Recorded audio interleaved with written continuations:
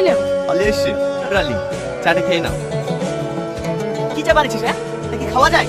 খাবার তো চা। চলে গেল তুমি। আরে সালমা, তুমি এত চিৎকার করছো কেন? তোর গায়ে চা ফেলেছে? হ্যাঁ আমি চা ফেলেছি। এরকম মেয়েদেরকে এরকম করা উচিত। তোরা গ্রামের মেয়ে বলে তুই যা করে সব কিছু সহ্য করছিস, আর তুই তার উপরে এরকম অত্যাচার করছিস। হ্যাঁ অত্যাচারে কিছুই হয়। ওর উপরে এমন অত্যাচার করবি এই বাড়ি থেকে পালিয়ে যেতে বাধ্য হবে। এই কথা তাহলে সরাসরি ডিভোর্স দিয়ে দিবি। এত অত্যাচার করার কি আছে? কখন ডিভোর্স দেবে কি না দেবে সেটা ব্যক্তিগত ব্যাপার। আপনি এখানে নাক গলানো দিনি বেরো তুমি ঘর থেকে। এই ম্যাডাম, মুখ সামনে কথা বলবি। এটা আমার বাপের বাড়ি, তোর বাপের বাড়ি না যে আমি বেরিয়ে যাব। তুই অধিকার আছে বলে তুমি যা বলবে তাই মেনে নিতে হবে আমাদেরকে। আমার কথা মানবি কেন? তুই তো তোর বাপের কথাই মানিসনি, যার জন্য তোর বাপটা হার্ট অ্যাটাক করে মারা গেছে। আমার ছেলে তুমি ওদের সাথে ঝামেলা করো না, চলে এসো। তুই ঢং দেখে সহ্য হয় না।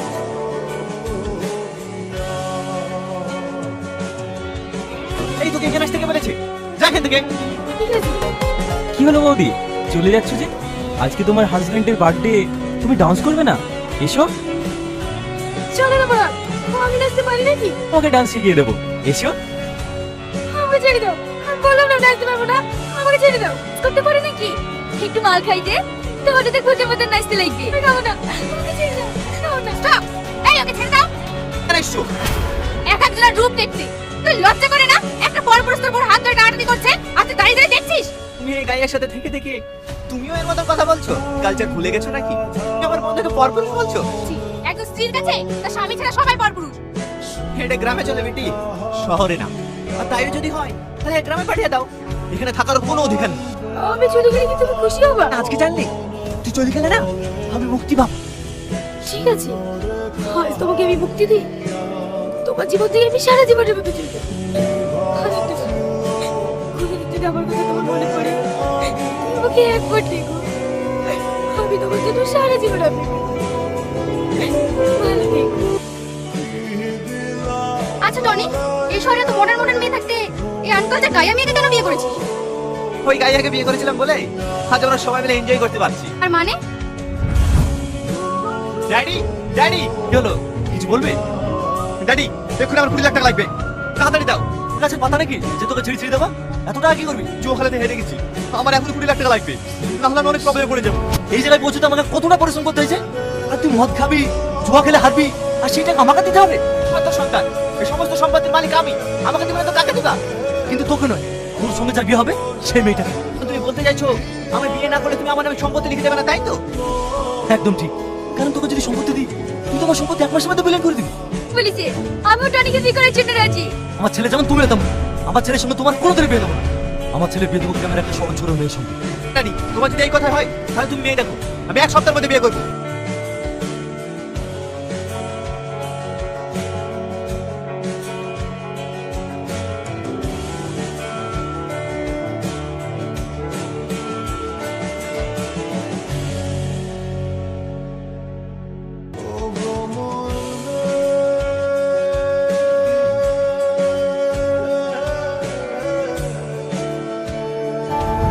তারপর ওকে বিয়ে করে ওর উপরে এমন অত্যাচার করেছি, ওর সব সম্পত্তি আমার নামে করে নিয়েছি। তাহলে টনি, বউ চলে যাওয়ার উপলক্ষে বড় বাড়িটা কবে দিচ্ছি? আগে ডিভোর্স পেপারটা হাতে পেয়ে যাই, তারপর তোদের সবাইকে আমার তরফে ডিভোর্স পার্টি থাকবে।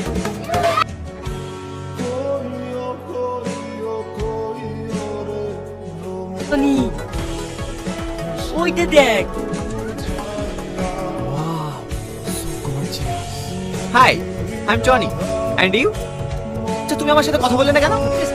আমি যাদের সঙ্গে কথা বলি। But why? আপনি তো আশ্চর্য মানুষ, আমি কোনো অচেনা ব্যক্তির সাথে কথা বলি।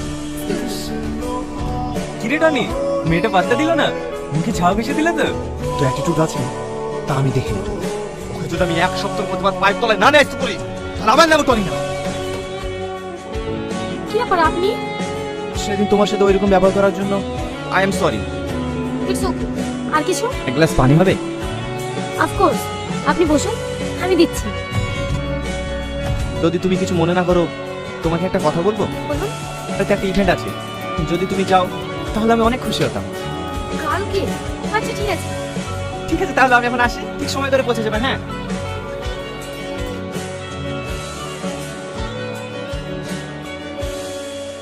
বন্ধ করো তোমাদের গান বাজনা। কি হয়েছে বেটি, তুমি এরকম বলছো কেন? তোকে লজ্জা করে না? আর 4 মাস হয়ে গেল তোর বউ বাড়ি থেকে চলে গেছে, তার একবার খোঁজ নিয়েছিস? আমাদের সব কাজে নাক গলাতে আসি, একটা ভালো গেস্টের সামনে আমাদের অপমান করছো। যাও এখান থেকে, না তোমার ঠাস ঠাস করে চড়িয়ে দেবো। Shut up. তোমাদের বয়স বড় একটা মানুষের সাথে কিভাবে কথা বলতে হয় সেটা তোমার জানা নেই? টনি, তোমার সামনে আমাকে হাত তুললো, তুমি কিছু বলবো না? করেছি কার সাথে কিভাবে কথা বলতে হয় সে নলেজ টুকু নেই তোমার? খুব কথা বলতে বললে ঠিক আছে, আমারই ভুল ছিল। ওকে তো চিনতে পারলাম না মা, তুমি কি? বেটি, এর নাম স্নেহা। মেয়েটা খুবই ভালো, শহরের মেয়ে হয়েও এর মধ্যে শিষ্টাচার আছে। স্নেহা খুবই ভালো। ঠিক আছে, আমার আবার লেট হয়ে যাচ্ছে, আপনারা থাকুন, আসছি। তোমার সাথে আমার কিছু পার্সোনাল কথা আছে। কি কথা? তুমি আমার সাথে এসো, আমি সব বলছি। বলো, কি বলবে? আমি বন্ধুদের সাথে তর্ক করেছিলাম যে তোমাকে আমার পায়ের নিচে নিয়ে আসবো। আমি তোমার সাথে থাকতে থাকতে মনের অজান্তে কখন যে তোমাকে এত ভালোবাসে ফেলেছি আমি নিজেও জানি না। বাসা, আজ আমাকে, কালকে আমার থেকে সুন্দর কাউকে দেখলে তাকে। তুমি বিশ্বাস করো, আমি তোমাকে সত্যি সত্যি অনেক ভালোবাসি। বিয়ে করবে আমায়? হ্যাঁ, তোমাকে বিয়ে করবো।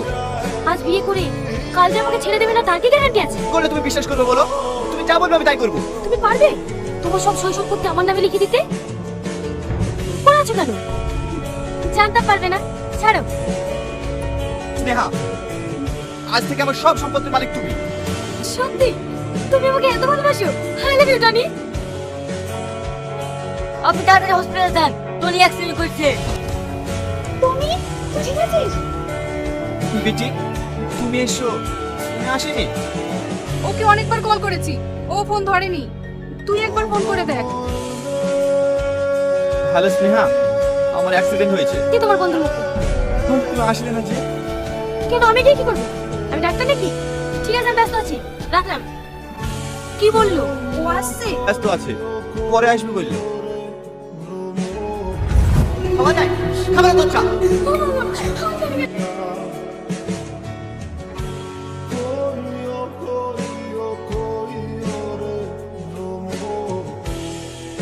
শোনো টনি, তুই খাচ্ছিস কেন? কি হয়েছে তোর? আমি অনেক ভুল করেছি বেটি, যাদেরকে আপন ভাজ তারাই পর হয়ে গেল। শুধু আমার কাছে টাকা দেয় বলি, আর যে আমাকে সত্যিকারে ভালোবাসতো তার ভালোবাসা আমি কোনোদিনও বুঝতাম।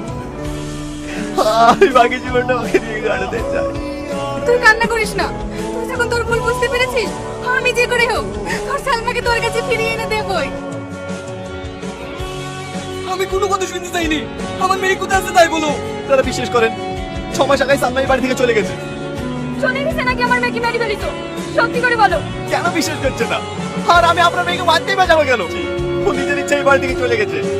যেহেতু বাড়ি থেকে বেরিয়ে যায়নি, তোমরা তাকে জোর করে বাড়ি থেকে বের করে দিয়েছো। আমি যদি আমার মেয়েকে না পাই আমি ছাড়বো না। আমি তোমার নামে থানায় কেস করবো।